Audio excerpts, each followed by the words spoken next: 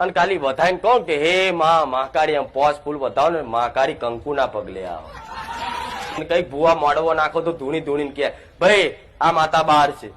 કોઈ જોડા જાય તો કે ભાઈ આ માતા બહાર છે. જો તમને વારે ઘડીએ આવું ખબર પડી હોય કે અમારી મહાકાળી ઘરસીધી ચામુંડા બહુચર બહાર છે, મઢની કે કોડિયાર બહાર છે, એવું ખાલી લાગે ને તો તમારે શું કરાય? તમારું ઘર તો હોય, મળતો એની જગ્યાએ તમે તમારા ઘેર રહેતા હોય તેને કહેવાય કે માં કુટુંબ મારા બહુ મોટું કુટુંબ છે, માં હમત છે નહીં, મારી પીપુડી વાગવાની નહીં કુટુંબમાં, અને તમારી વાગતી જ નહીં તો વાગે છે. હું જોવાનું જ છું તમારી પીપુડી વાગતી.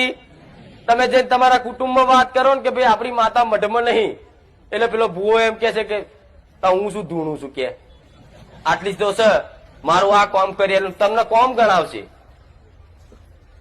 તમને શું કરશે? કોમ ગણાવશે. ચમ અત્યાર સુધી આટલું બધું કોમ ના કર્યા, પણ એ તો એની ફરજ છે માની. તો કોમ તે અંદર કોને છોને છુપે તમારા કરિયાલ છે. પણ તમને આવું લાગતું હોય તો તમારા ઘેર શું કરાય? જો રહેતા હોય ને તો કદાચ ધરતીના ધણી ગોગા મહારાજને એક નારિયેળ વધીને ઉકળી આલી અને જગ્યાની કોઈ ફરતી મેલડી હોય એને કદાચ લાપસીનો કે એનો વ્યવહાર આલી અને એને ખાલી એટલું કહો કે આ ભૂમિના દેવ છો તમે, હું મારા જગ્યા પર મારી માતાને માં બેહાડું છું, વધાઈને લાવું છું, મારી માતાને આવવા દેજો, તમારો હકનો અધિકારનો મેં ટેક્સ તો એનો વ્યવહાર હકનો વ્યવહાર આપી દીધો અને ખાલી વધાઈને કહો કે હે